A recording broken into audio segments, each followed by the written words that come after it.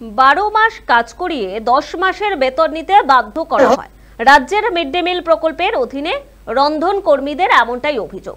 প্রতিদিন দেশের 20 কোটির বেশি পড়ুয়াদের আহারের যোগান দিচ্ছেন এই কর্মীরা। দাবি মিড ডে মিল কর্মী ঐক্যমঞ্চের। 2013 সালে মাথাপিছু মাসিক 1500 টাকা ভাতা বর্তমানেও চালু রয়েছে। বিদ্যালয়গুলিতে স্বনির্ভর গোষ্ঠী কাজ করার ফলে কার্যত যা মাথাপিছু মাসিক 50 থেকে 250 টাকার মধ্যে হয় বলে দাবি মিড ডে মিল কর্মী ঐক্যমঞ্চের। 2014 সালে দিল্লিতে ক্ষমতায় বসে কেন্দ্র সরকার প্রকল্পে বরাদ্দ 75 ভাগ থেকে কমিয়ে 60 ভাগ করেছে। কেন্দ্র এবং রাজ্য উভয় সরকার গত 20 বছর ধরে এই কর্মীদের প্রতি চরম বঞ্চনা করে চলেছেন বলে অভিযোগ।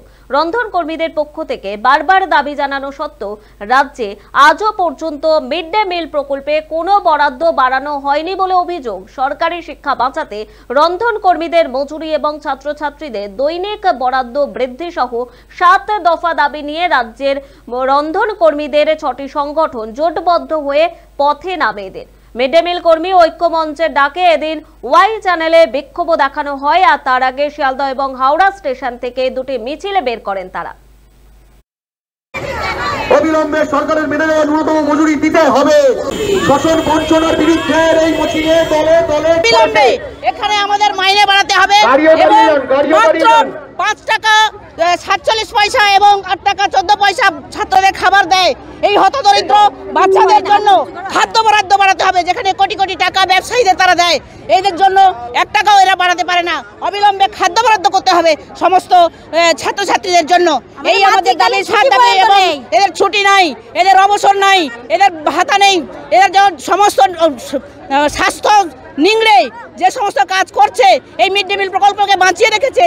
শিক্ষা একটা সভ্যতার মেরুদণ্ড, তাকে বাঁচিয়ে রেখেছে।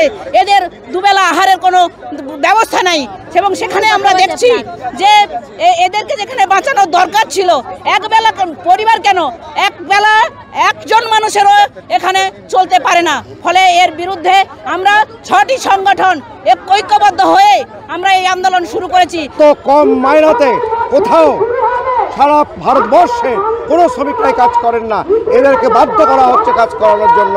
তাই এদের 12 মাসের বেতন দেওয়া হয় না, 10 মাসের বেতন দেওয়া হয়।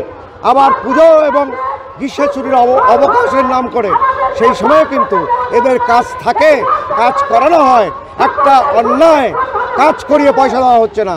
তাই আমরা শ্রমিক সংগঠন AIUTUCর পক্ষ থেকে এই আন্দোলনকে সমর্থন করি, এই আন্দোলনের সঙ্গে আছি। আজকে আমরা যৌথভাবে সমগ্র মিড ডে মিল কর্মীদের প্রতিনিধিদের নিয়ে এসেছি, মিড ডে মিল কর্মীকে নিয়ে এসেছি।